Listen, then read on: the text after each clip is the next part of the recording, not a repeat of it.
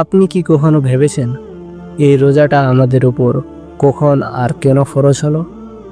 আমরা তো শুধু জানি রমজান এলে রোজা রাখতে হবে, সেহরি খেতে হবে, ইফতার করতে হবে, কিন্তু এর পেছনে যে কত বড় ইতিহাস আছে, কত কষ্ট আছে, কত অশ্রু আছে, সেটা কি আমরা জানি? আজ আমি চাই আপনি একটু চোখ বন্ধ করে ভাবুন, নিজেকে একটু পেছনে নিয়ে যান। প্রায় 1400 বছর আগের কথা। সেখানে একজন সাহাবী দাঁড়িয়ে আছেন। প্রিয় বন্ধু, আপনার একটা সাবস্ক্রাইব হয়তো আপনার কাছে খুব ছোট্ট ব্যাপার, কিন্তু আমাদের জন্য এটা বিশাল সমর্থন। দয়া করে সাবস্ক্রাইব করে হাদিসের এই আলো ছড়াতে সাহায্য করুন। প্রচণ্ড গরম, তার পেটে কিছু নেই, গলা শুকিয়ে কাঠ, কিন্তু তিনি হাসছেন, তিনি শান্তি পাচ্ছেন। আমরা আজ যেখানে দাঁড়িয়ে আছি, সেখান থেকে কি আমরা সেই শান্তি পাই? আসুন আজ খুঁজি সেই শান্তির ঠিকানা। তারিখটা 610 খ্রিস্টাব্দ। আরবের মক্কা শহরটা তখন ঘুমিয়ে আছে, কিন্তু এক পাহাড়ের গোড়ায় জেগে আছেন একজন মানুষ। তিনি আমাদের নবী, আমাদের ভালোবাসা, মুহাম্মদ সাল্লাল্লাহু আলাইহি ওয়াসাল্লাম। হেরা গুহা খুব ছোট্ট একটা জায়গা, এত ছোট যে একজন মানুষ সেখানে শুতে গেলে পা গুটিয়ে শুতে হয়। এই ছোট্ট গুহায় তিনি দিনের পর দিন ধ্যান করেছেন, ভাবছেন এই পৃথিবীর কথা, মানুষের কথা, স্রষ্টার কথা। হঠাৎ একদিন, ঠিক যেমনটি আল্লাহ কোরআনে বলেছেন, নিশ্চয়ই আমরা একে নাজিল করেছি কদরের রাতে। সেই রাত ফেরেশতা জিবরাইল আলাইহিস সালাম এলেন, বললেন, ইকরা পড়ো। নবীজি বললেন, মা আনা বিকারি, আমি তো পড়তে জানি না।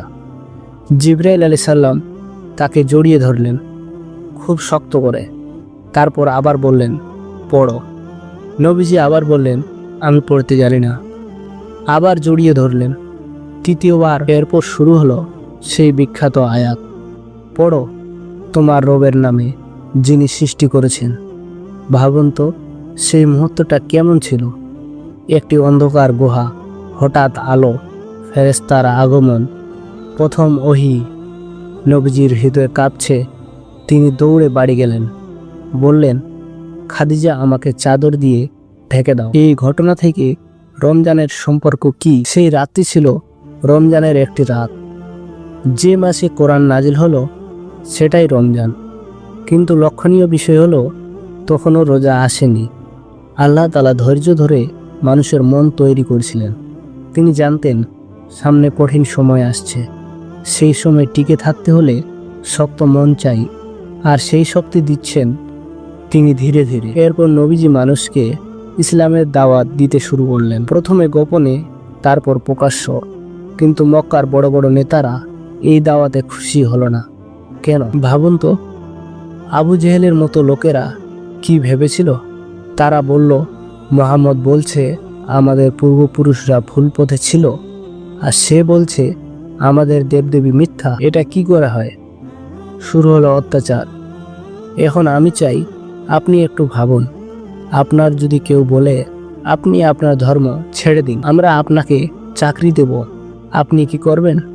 সাহাবীদের সামনে ছিল এই পরীক্ষা। আমি আপনাকে ইয়াসির ও সুমাইয়া দম্পতির কথা বলি।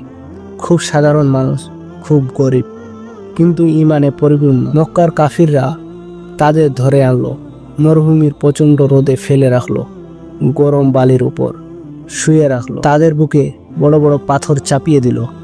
ভাবুন তো, পাথর চাপিয়ে দিয়েছে বুকে, নিঃশ্বাস নিতে কষ্ট হচ্ছে, রোদে শরীর পুড়ে যাচ্ছে, পানি নেই, খাবার নেই, আর তাদের বলা হচ্ছে, বলো লাত ও ইজ্জা তাদের দেবী সত্য, মুহাম্মদ মিথ্যা, বললেই ছেড়ে দেব। সুমাইয়া কি বললেন? তিনি বললেন, আল্লাহ এক, মুহাম্মদ তার রাসূল। এই এক বাক্যের জন্য তারা সুমাইয়াকে শহীদ করলো একটা বর্ষা দিয়ে। তার গর্ভে আঘাত করা হলো, তিনি পড়ে গেলেন।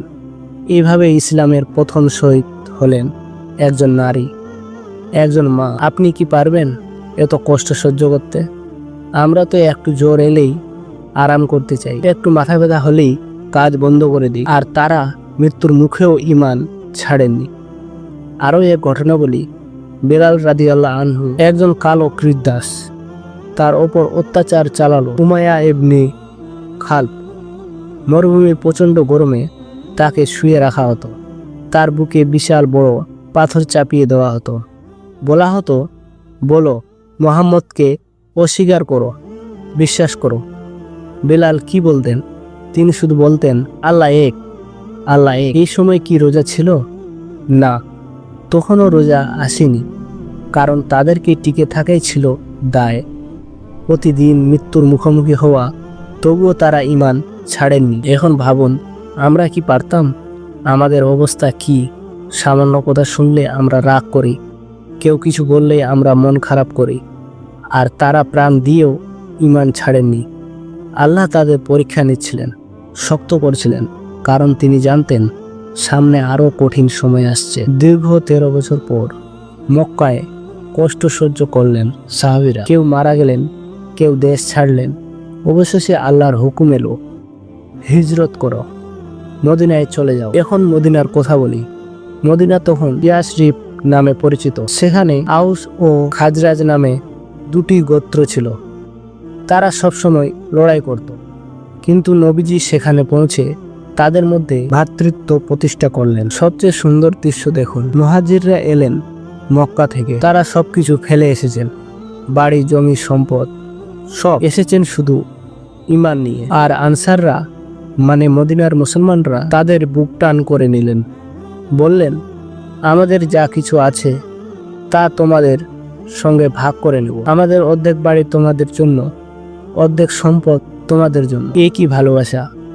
আপনি কি আপনার বাড়ির অর্ধেক কাউকে দিতে পারবেন না, তাই না? আর তারা দিয়েছিলেন। এবার একটু স্থিরতা এলো, নামাজ নিয়মিত হচ্ছে, কোরআন শিখছে সবাই, ইসলাম ধীরে ধীরে ছড়িয়ে পড়ছে। তখনই আল্লাহ তাআলা দেখলেন এবার সময় হয়েছে, এবার তারা তৈরি, এবার রোজার হুকুম দেওয়া যায়। হিজরির 2য় বছর শ্রাবণ মাসে একদিন সাহাবীরা মসজিদে নববীতে বসে আছেন। হঠাৎ ওহী নাজিল হলো, সূরা বাকারার আয়াত, হে ঈমানদাররা, সবাই চুপ মন দিয়ে শুনছেন। তোমাদের উপর রোজা ফরজ করা হলো, যেমন ফরজ করা হয়েছিল তোমাদের পূর্ববর্তীদের ওপর। অর্থাৎ শুধু আমাদের উপর নয়, আগের উম্মতদের উপরই ছিল এই রোজা। এবং শেষ অংশ, যাতে তোমরা তাকওয়া অর্জন করতে পারো। তাকওয়া মানে নিজেকে বাঁচিয়ে রাখা, আল্লাহর ভয়ে, পাপ থেকে বাঁচা, নিজের মনকে শুদ্ধ করা। এবার সাহাবীরা কি ভাবলেন? ভাবুন তো, সবে মদিনায় এসেছেন, এখনও জীবন স্থির হয়নি, এখনও কষ্ট আছে, তার উপর সারাদিন না খেয়ে থাকা। কিন্তু তারা মাথা নিচু করে বললেন, আমরা শুনলাম এবং মেনে নিলাম। তবে আল্লাহর রহমত দেখুন, তিনি একদিনই সবাইকে বাধ্য করলেন না, ধাপে ধাপে নিয়ম এলো। প্রথম নিয়ম ছিল, যারা রোজা রাখতে খুব কষ্ট হয় তারা রোজা না রেখে একজন মিসকিনকে খাওয়াবে, মানে গরিবকে একবেলা খাবার দিবে। ভাবুন তো, কত সুন্দর একটা নিয়ম। যাদের কষ্ট হয় তাদের জন্য ছাড়, আর সেই ছাড়ের বিনিময়ে গরিবের উপকার। তারপর ধীরে ধীরে সবাই রোজা রাখতে শুরু করলেন।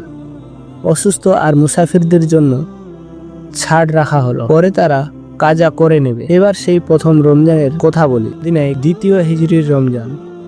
মদিনায় গ্রীষ্মকাল, প্রচণ্ড গরম। সাহাবীদের অবস্থা কি ছিল আমি আপনাকে সাজিয়ে বলছি, যেন আপনি নিজেকে ওই সময়ে নিয়ে যেতে পারেন। সকাল সকাল, এখনো অন্ধকার, সাহাবীরা উঠেছেন, সেহরি খাবেন। কিন্তু সেহরিতে কি আছে? একটু খেজুর, একটু পানি, হয়তো কোনো বাড়িতে একটু দুধ, কোনো বাড়িতে শুধু পানি। আজান হয়ে গেল ফজরের, শুরু হলো রোজা। তারপর সূর্য উঠল, ধীরে ধীরে গরম বাড়তে লাগলো। সাহাবীরা কাজে বের হলেন। কে কোথায় কাজ করেন? আবু বকর রাদিয়াল্লাহু আনহু ব্যবসা করতেন, কাপড়ের ব্যবসা, বাজারে গিয়ে বসতেন। ওমর রাদিয়াল্লাহু আনহু এর কাজ ছিল বিভিন্ন, তিনি খুব শক্তিশালী ছিলেন। উসমান রাদিয়াল্লাহু আনহু ছিলেন বড় ব্যবসায়ী, কিন্তু সবাই কাজে বের হতেন। আর যারা গরিব সাহাবী, তারা দিনমজুরি করতেন, খেজুর বাগানে কাজ করতেন, মাথায় মালপত্র বয়ে নিয়ে যেতেন বাজার থেকে বাসায়। এখন ভাবুন, এই মানুষগুলো সারাদিন কাজ করছেন খালি পেটে, গরমে ঘাম ঝরছে, গলা শুকিয়ে কাঠ, কিন্তু কোথাও এক ফোঁটা পানি মুখে দিতে পারবে না। দুপুর হয়ে গেল, আরও গরম বাড়ল। সাহাবীদের মধ্যে কে কে ছিলেন? হামজা রাদিয়াল্লাহু আনহু ছিলেন, মুসাব ইবনে উমায়ের রাদিয়াল্লাহু আনহু ছিলেন। তিনি মক্কায় সবচেয়ে ধনী পরিবারের সন্তান ছিলেন। মক্কা ছেড়ে আসার পর তার অবস্থা কি হয়েছিল? এত গরিব হয়ে গিয়েছিলেন যে তার একটা চাদর ছিল, কিন্তু তাও ছোট। যখন মাথায় দিতেন পা বের হয়ে যেত, পায়ে দিলে মাথা বের হয়ে যেত। তাই মসজিদে নববীতে যখন ঘুমাতেন পুরো শরীর ঢাকতে পারতেন না। এই অবস্থাও তিনি রোজা রাখতেন, কাঁদতেন না, অভিযোগ করতেন না। বিকেল হয়ে এলো, সাহাবীদের চোখে তখন শুধু সূর্যাস্তের অপেক্ষা। কিন্তু এই অপেক্ষা কি আমাদের মতো? ফ্রিজের ঠান্ডা পানি না, তাদের ইফতারে থাকতো একটু খেজুর, একটু পানি। অনেকে বাড়িতেও সেইটুকু ছিল না। এক সাহাবী বলতেন, আমরা রোজা রাখতাম, ইফতারে শুধু পানি থাকতো, কিন্তু সেই পানি আমরা এমন আনন্দে পান করতাম যেন জান্নাতের নেয়ামত। ভাবুন তো, আমরা কি সেই আনন্দ পাই? আমাদের ইফতারের টেবিলে কি কি থাকে? আমাদের ইফতারে তো অনেক কিছু থাকে, ঠান্ডা জলের সঙ্গে অনেক খাবার, অনেক ফলমূল, আর তারা শুধু পানি দিয়ে ইফতার করতেন। আমার কথা হলো, তাদের থেকে আমাদের সুযোগ সুবিধা অনেক বেশি, তাহলে আমাদের ইবাদতও বেশি হওয়া উচিত, তাই না? এই প্রথম রমজানে এলো এক কঠিন পরীক্ষা। 17ই রমজান, বদর প্রান্ত। খবর এলো মক্কার কাফির বাহিনী আসছে। 1000 সৈন্য, 3টি ঘোড়া, 70টি উন্নত অস্ত্র, বর্ম, তরবারি, বর্ষা। আর মুসলমান মাত্র 313 জন। তাদের কাছে 2টো ঘোড়া, কিছু উট, বাকি সব পায়ে হেঁটে। অস্ত্র খুব বেশি নেই। তবে সবচেয়ে বড় কথা, এই 313 জন সবাই রোজাদার। সকাল থেকে কিছু খাননি, পানিও খাননি। দুর্বল শরীর নিয়ে তারা দাঁড়িয়ে আছে ময়দানে। এবার চোখ বন্ধ করে ভাবুন, আপনি যুদ্ধে যাচ্ছেন, আপনার পেটে কিছু নেই, গলা শুকিয়ে গেছে। অপর পাশে আপনার শত্রু অনেক, যে আপনার চেয়ে 3 গুণ বেশি, তাদের কাছে আছে সব কিছু। আপনি কি করবেন? নবীজি সাল্লাল্লাহু আলাইহি সাল্লাম একটি ছোট তাঁবুতে গেলেন, 2 হাত তুলে কাঁদতে লাগলেন। কি বলে কেঁদেছেন জানেন?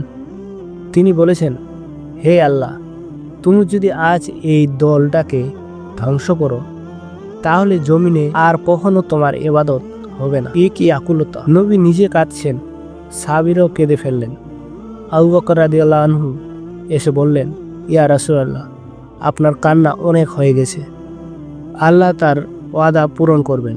আল্লাহ কোরআনে বলেছেন, তোমরা যখন তোমাদের রবের কাছে সাহায্য চাইছিলে, তিনি তোমাদের ডাকে সাড়া দিলেন যে আমি তোমাদের সাহায্য করব 1000 ফেরেশতা দিয়ে, যারা একের পর এক আসবে। হঠাৎ বদরের ময়দান কেঁপে উঠল।